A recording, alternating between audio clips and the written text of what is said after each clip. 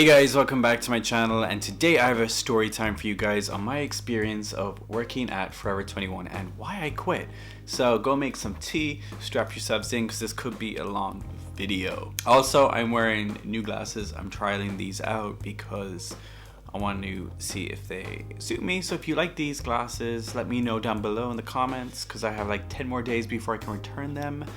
They look like this. You can see my ring light in it, but they're just like very simplistic Ray-Bans. Now on to the story. So I worked at Forever 21. I still actually have my lanyard, which is crazy, and it's so beat up. So I'm gonna give you some backstory on what happened with Forever 21. So I was in my first year of university and I wanted to earn some extra cash. So I thought, why not get a job? Applied to a few places. The first place I heard back from, literally within a few days, I was back home in Ireland. I applied and I got a call and it was like, hey, this is such and such a person from Forever 21. Don't want to use names, disclaimers, you know, all that.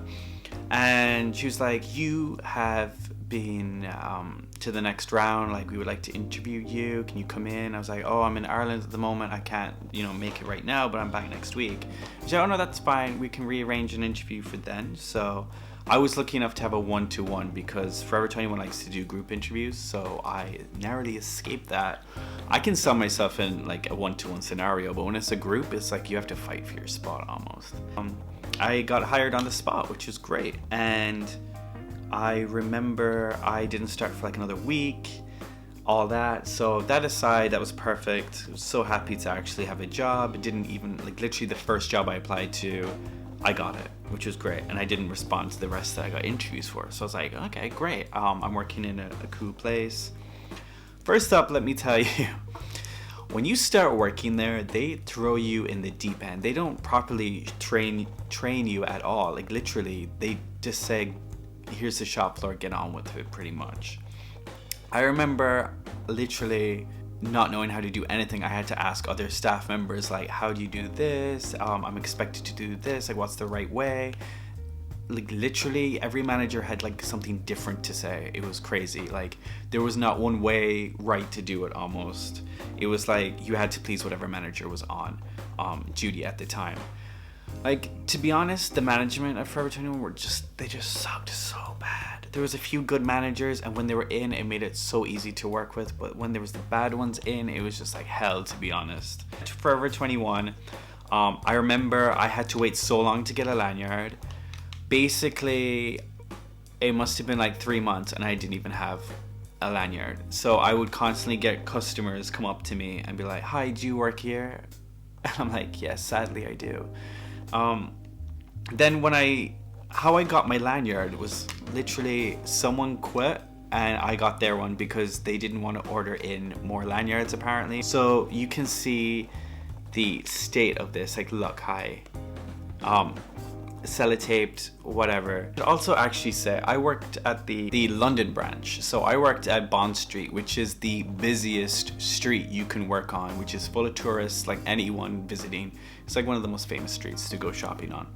I worked at Bond Street. It's a 3-story building. We're open from 9-10 a.m. till 10 at night. We were one of the last stores that closed on the street. So after 9 o'clock, the other stores closed, they all come into our store. So yeah, pretty much the busiest street ever to work on. So usually like closing, I always closing because I was at university. I didn't want to do the morning shifts. I was like getting up enough as it is for university. I was like, I'll just do all the shifts in the evening, whatever. There's only ever like one person closing per section, and like if we just got a ton of customers, it was just like the biggest rush to just try and get everything, you know, clean.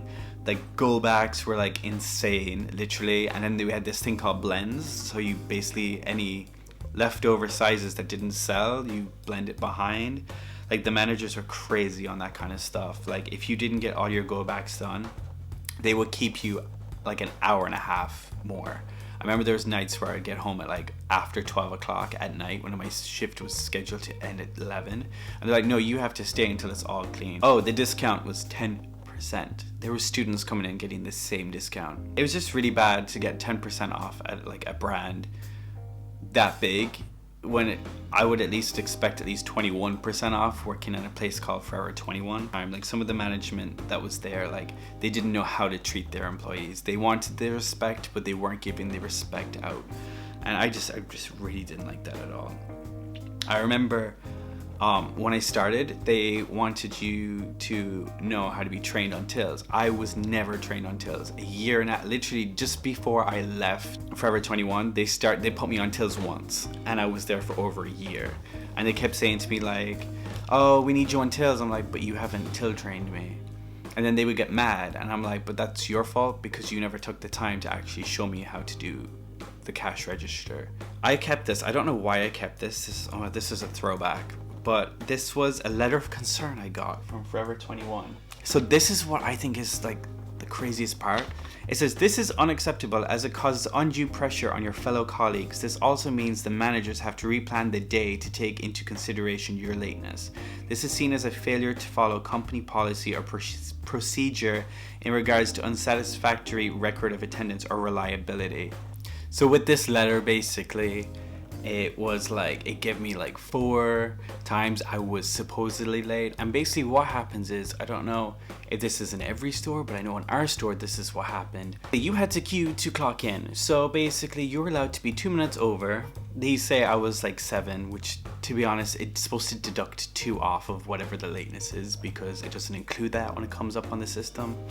So basically there was always a queue, which made people late. So if you're at the back of the queue, you're obviously going to be late to clock in. And basically that's just what happened. And like they were trying to say that if you were like within this allotted time, like 5 minutes is not going to ruin planning a day, because my late shift started at 3 o'clock or 5 o'clock, which meant that you can't replan a day if it's not the morning, so it's the evening, which doesn't make sense at all. Their like whole system is bullshit, to be honest. That was just one way that really annoyed me, was like the actual 4 times I was ever late in my whole year, while there was people missing their shifts, people that would clock out on their lunch break and never come back, and they just didn't bat an eyelid about like all this stupid shit. And then I get like a letter of concern. It's just, it doesn't make sense at all, to be honest. There was managers that would like, some of the male managers would just like really like exploit the female co-workers we had, and it was just very like pervy kind of behavior, which management really shouldn't do at all. And it was just like literally the most strangest, bizarre place to work at where this behavior would go on with. A lot of the managers had attitude problems. There was a few that were like literally so decent to work for, they were like a blessing, but like if you had the others, it was just stupid. Also, another thing with stupid Forever 21 was if you were sick, you had to literally call every day you were sick. Even if you gave a doctor's cert to say that you weren't going to be in for the rest of the week, they required you to call in every day, which I don't see the point of. If you have a doctor's note, which I had, why do you have to call in? It just doesn't make sense. And overall, my experience there was good, but I just used to get so stressed, and I just used to be treated so badly that I just couldn't handle it, literally. Like after a year and a half, I was like, I am so done here. Please let me leave. I got offered a job from someone who came into the store. That was it. That was history, and I left. What I will say is like the pros and cons of Forever 21. The only pros that I got was like 2 of my best friends from it, and that's about it. The cons are long hours, you're being treated like a donkey, they don't give you respect at all. They demand so much respect, the few managers that were there, and they were literally so shit. Like I had never been treated that badly in my life, to be honest. I would never work in Forever 21 again, even as a manager. I would not even do that. Like it was so crap. I can't even believe it. And to be honest, the location we're at and like how short staffed, and they cut our hours and everything. I personally like Forever 21. I went there because I liked the clothes. This boy clocked out a long time ago. I've actually been out of there for over a year now, so I'm in a much better, happier job. That's pretty much it. Thank you guys so much. Hope you enjoyed this video. Make sure to give it a like, thumbs up, and subscribe. Thank you guys so much. Have an awesome day wherever you be. Goodbye.